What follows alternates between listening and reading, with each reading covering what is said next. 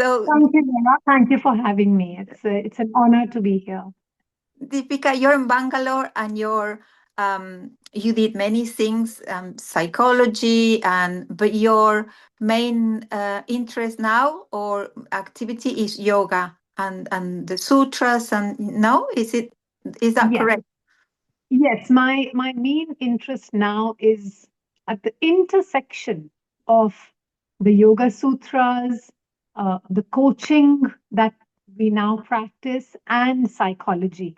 But the framework in which I anchor my teaching, my coaching, and my learning and studying is the Yoga Sutras. Yes. And I was interested, we were talking before about there's a view of yoga and also a view of the places where we come from, in this case, India, that is kind of from the lens of Western cosmopolitan version that is maybe is not.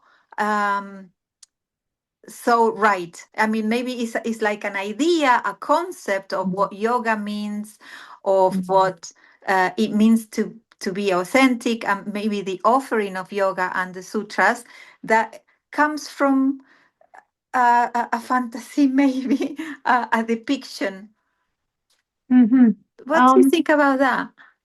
yeah, I'm not sure where the Western lens of yoga comes from, but what I see is that there is a clear discrepancy in the original Indic, you know, like roots of yoga and the way we have a now universally accepted sort of Western blanket perception of yoga.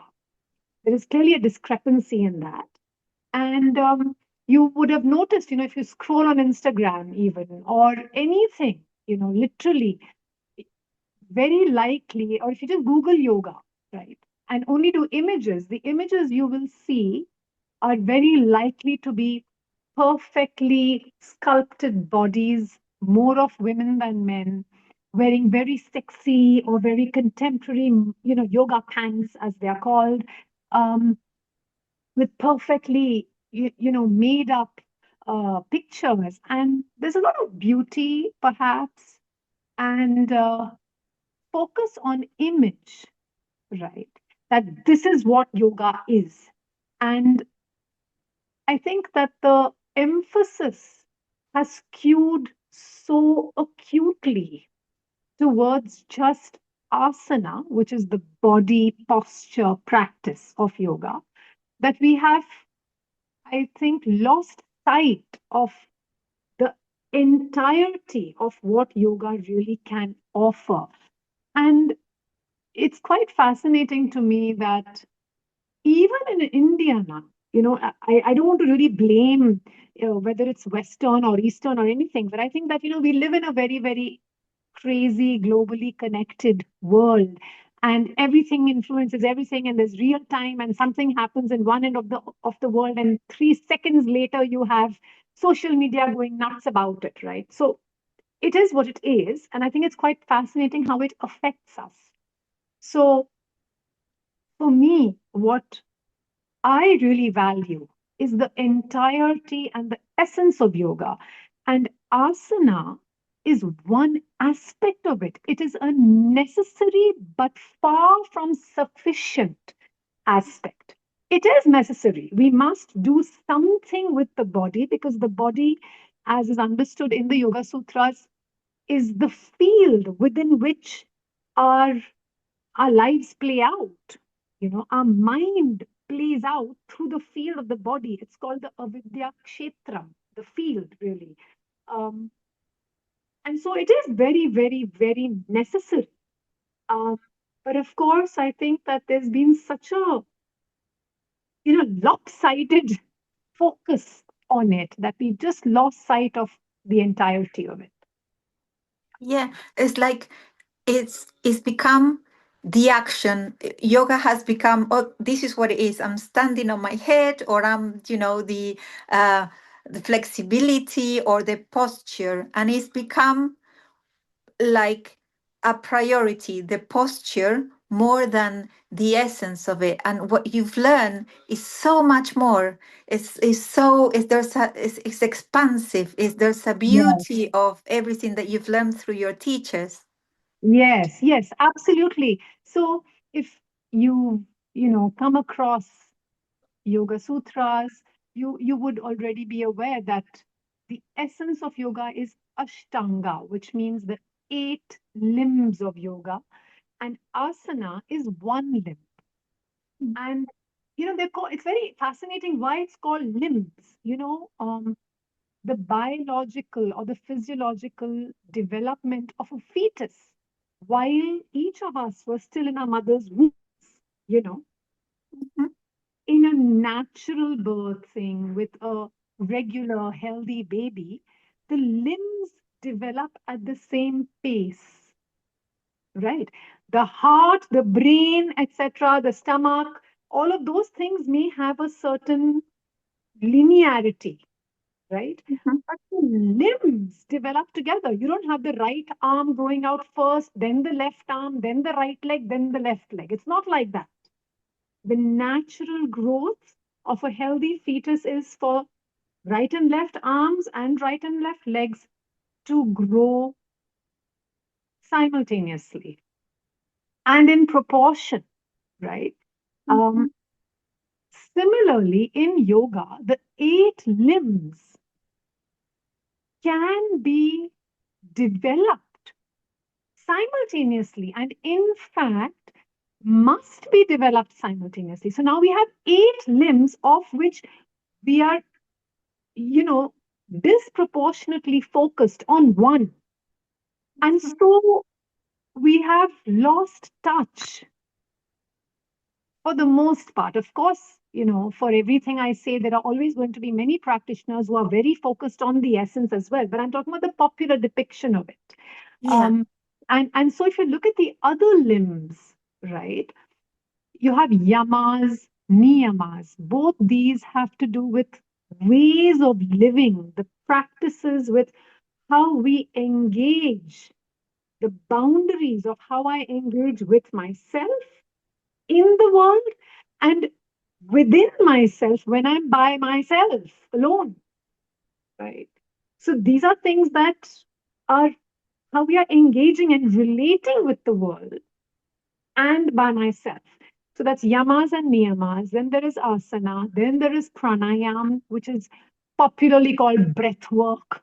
You know, Mm, breath work is a different understanding of what pranayam actually can offer you. Again, and in addition to these four, then we have pratyahar, we have dharana, dhyana, and samadhi, and these are originally meant to offer us little windows into different facets of ourselves that we can develop simultaneously. mm, Um, and by compromising on 7 out of 8, because we are so focused on one, it's natural to say I enjoy one more than the other, or one comes to me more easily than the others. That's mhm, absolutely natural, right? But I think that especially if you have been a regular practitioner for a while, it's imperative that we learn to develop these different facets of ourselves. Because mhm, only then we understand the essence, because they're not separate. Now, the limbs are connected to a torso, right? In a fetus. mhm, The whole being, you're using the limbs as an entry point, but you want to experience and understand what is it that integrates this whole system. What is the unifying principle of it all? mhm. And to be able for us to have access to that, right? Yeah. There's so much more that is possible. Yeah. Yeah. So it's like this creature that is been taken from its origins, and it's grown one limb only. And or Yes, like like that. like a tree that is grown in a way that is just reaching out with one branch only. I mean, and what you're saying is like is integral, and it's got like a rhythm of itself. And this part is very interesting as well, that like it's not something that you do on a Wednesday night for 1 hour. It's something that you practice because it's a relationship to yourself, with yourself, and a relationship with the world around you and other people around you. It's not something that you can practice for an hour and then leave it there. It transforms the way you see others as well. Yes, for me, practicing once in the week is a good starting point. I would really like to honor the fact that an asana class may be somebody who would never have thought of doing yoga may just be like, okay, let me just try an asana class. And so it's a great way to get someone to try it, right? I think it's useful to remember that that is one thing. And if that interests you, and if you feel it has the potential to speak to you, if it's opening up something in you, then it can offer you a lot more. And it's not everyone's thing. I'm also quite open to recognizing that not everybody is interested in the whole thing, you know. Maybe they just are happy just doing their asana, and frankly, they're not into seeking some integrated sense of the whole being and things like that. But I'm reminded of two images are coming to my mind. One is that of a coconut, you know. Now, a coconut has a lot to offer. You have the coconut husk, which can have its own purposes and use. You have the coconut meat that can be used in different ways. Coconut milk, coconut water, right? Maybe someone just wants the coconut water and they don't want the rest of it. And that's fine too. But those who are in the field, I think that it is really useful. It's valuable for them to continuously reinforce and share that the milk or the water is still coming from the whole coconut. Mhm. So that's one image. The other image that came to my mind as I was talking, when earlier you were talking about the tree, and yes, that's one way of looking at it. For me, because it has 8 limbs, I was reminded of an octopus. Mhm. For an octopus to move optimally, it has 8 of its, I've forgotten what they're called now, haha. Tentacles. Thank you. So it has 8 tentacles, right? And the actual essence of the octopus is such that it knows how to use which tentacle when and together Mhm. in different directions, because there's a central space, there's a central location from where it can navigate all of them, and that makes it a robust, powerful, and optimal being, Yeah. right? Yeah. In a way, it's like if we have a deeper understanding and a deeper experience of all these 8 limbs that are available to us, then we develop a deeper location within ourselves, a sense of anchorage within ourselves from where we can experience different facets of ourselves and go out into the world, experience what we must experience, respond in ways that are as appropriate as possible, as authentic and natural to us, because now we understand ourselves better. Now we can see ourselves more clearly than what we could earlier. So we open up more choicefulness. The same compulsive patterns that were my coping mechanisms, for example, earlier, I'm not compelled by them anymore as I used to be. Mhm. That's a more integrated, a more smoothened human being, right? And Mhm. then that anchorage in myself enables me to really live more expansively. And I will experience pain, I will experience hurt, anger, sadness, whatever. But I'm able to do so with a greater awareness, and I'm able to return to a part of myself which is relatively free of the residue of these experiences. That's been my experience, right? Yeah, yeah, and I think that this is an important point as well.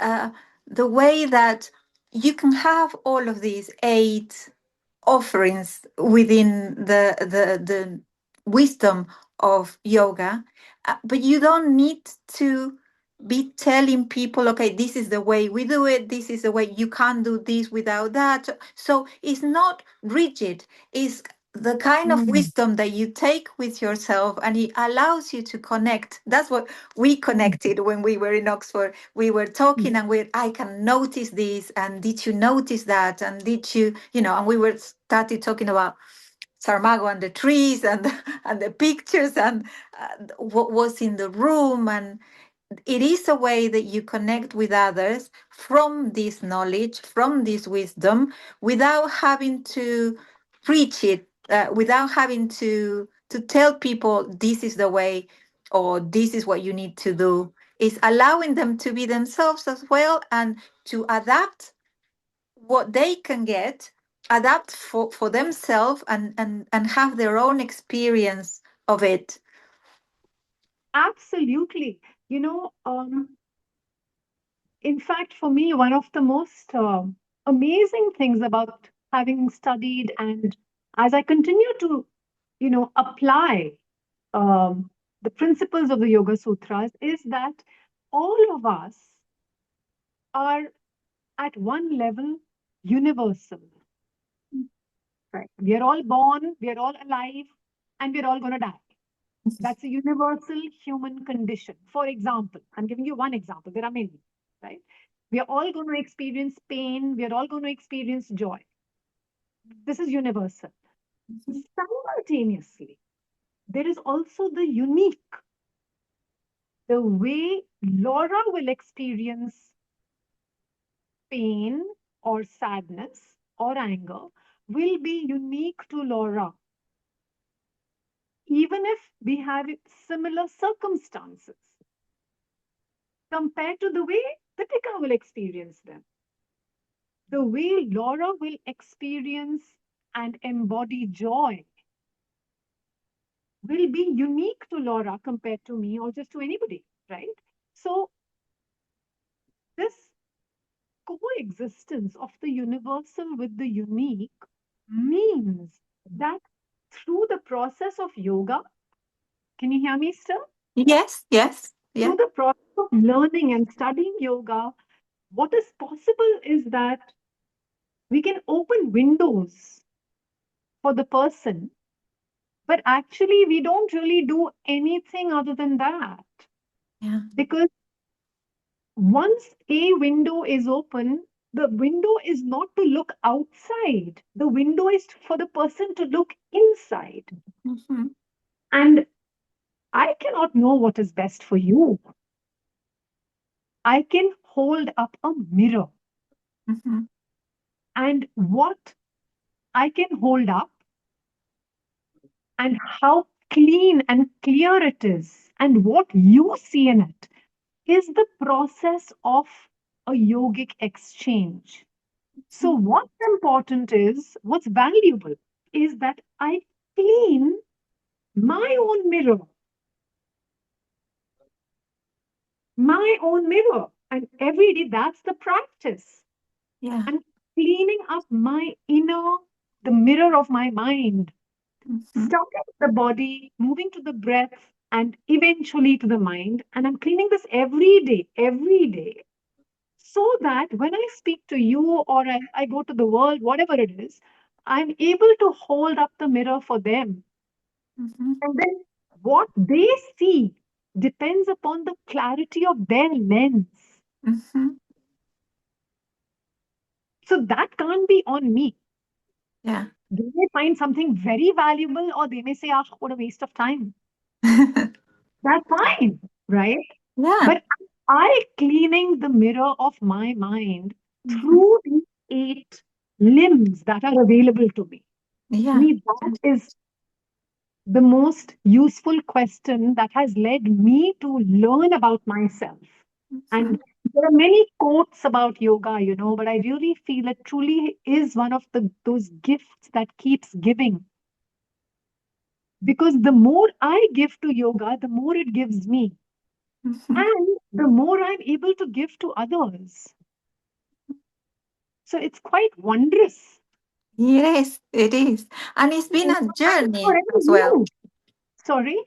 And it's Sorry. also been a journey because this authenticity and this way of delivering what you have inside and what you have learned is come with a price as well, no? Because for us women at this age, it's a journey to become authentic, to be who we are, and to be Oh, able to say it as well. yes. And I think yes, gender is significant. Um, Having said that, I think authenticity today is hard for everyone. Yeah, yeah, Because we live in a crazy world now, I feel like this whole social media, the, the pressure to hold up a certain image is immense. And that's what creates this desperation, right? Um, and it's very easy for us to lose touch with ourselves from ourselves if we don't continuously make an effort to return to ourselves because there's so many attractive things to take us away from ourselves. yeah, So for me, authenticity simply has to do with returning to here now what is being evoked in my body, in my breath, and in my thoughts. Where am I going? And how can I settle that such that there is a relative alignment between the body, the breath, and my intention or my feeling or my thought.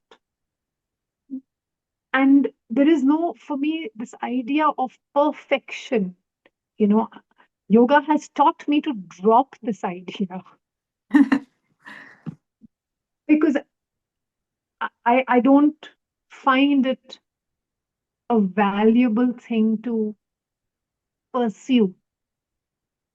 I think in this moment, there is what it is. yeah, This posture, this breath, this feeling is what it is. yes, And there is a possibility for me through this eightfold path to refine, to beautify without internally, like to make my life, the life force inside of me, to make it fuller and more expansive, no matter how constricted I may be. I may be going through a very wretched phase, you know.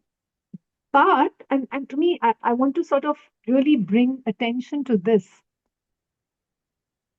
Going back to your very opening question, your first question, we think yoga is about some image that we've seen. But the essence of yoga, according to the Krishnamacharya tradition under which I have learned and studied and I practice and teach based on that lineage, yoga in life, right? We are going to experience what is understood as Dukham in Sanskrit, which means roughly sadness or mhm, unhappiness, and sukham, which is broadly happiness or joy. Yeah, mhm, it's a human condition, right? Now, if you break up the words in Sanskrit, kham, it means inner space. mhm, Dukham means when my inner space is constricted. So, if my inner space is constricted when I'm angry, when I'm sad, when I'm upset, when I'm depressed, when I'm going mad, when I'm tired, then I am in Dukham. mhm, Okay. And Sukham is when my inner space is expansive. So when I've won a match, or when I've got some great news, or when I'm dancing, or when I'm in love, you know, then I'm in Sukham for that moment, right? Mhm. This continuous movement that the human goes through between Dukham and Sukham and Dukham and Sukham is not only when things are working for me outside, well or poorly. It's happening in my breath because when I inhale, there is a natural expansion in my inner space. The lungs are expanding, the spine is gently lengthening, Mhm. the muscles are elongating. Every muscle in my body, the cells, every cell in my body is expanding when I inhale. And when I exhale, all of these things are becoming just a little bit smaller. So it's a subtle contraction, but it's present. And so we are experiencing this dukham and sukham in this sense, this expansion and constriction every breath. And to be able to become aware of it and to be present to it Mhm. teaches me a way to be able to be anchored in something from where I can watch this Mhm. and go through it with the tears when I'm sad and recognize there is a flow, right? I think in that's the challenge because for many of us, we experience a lot of stuckness or tightness, Yeah. Yeah. illness, in emotions, etc., in everything, in body, in feeling, right? Mhm. And then we go through phases where we feel stuck on the same issues, the same patterns. And so this is a way in which, in a micro level, but the most fundamental level, we slowly learn to refine, to create change. Mhm. For me, that has been one of the greatest, most, I want to say, liberating things.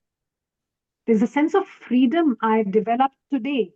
Um, I'm going to be 50 in a couple of days. Mhm. It's something I never had in my 20s or 30s. Mhm.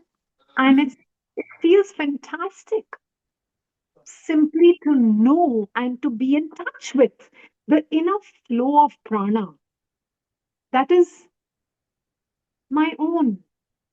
I mean, that how I'm experiencing it. The experience of this flow is my own, right? Yeah. And to be in touch with that and to be true to that, Yeah. for me, is what authenticity is about. Yeah. Yeah. This is this moment of expansion, this moment of this is sukha, this is what you're describing for me is, and recognizing as well that this doesn't have a purpose, this conversation, in the sense of we don't want to uh, do anything with it more than this moment. And when I thought about reaching out to you, it was like remembering what is it for me. Coming home is like having these conversations, being able to express all of this and Mm. get it, and this flow. And and sometimes you think, yeah, maybe in your 20s, in your 30s, you think, okay, but this is not possible because I'm going to be annoying. What will I say? What's the purpose? Will I reach out to say, I need to have like a perfect purpose to have a conversation, or I need to be someone, or I need to, and no, it's this simplicity. I want to talk to you and I want to feel this expansion and this joy of having a real conversation, and this can exist, and this is so, I'm so grateful for this. Thank you. Thank you. No, uh, I feel very blessed to be able to continue to share some of my learnings as I continue to learn. And so I'm grateful to you for having been curious about my journey. And I wish you only the very best. Yeah. For you too, Deepika. It's been lovely talking to you, and yeah, I feel blessed as well. Yeah, thank you for this, and thank you for being part of my journey as well. You know, because we met by chance, and you know, Yeah. it's been, and now here we are talking. So thank Yes, you so much. I learned a lot today as well. it's an honor. Thank you so, so much, Laura. Thank you. Bye. Bye bye. Take care. Bye.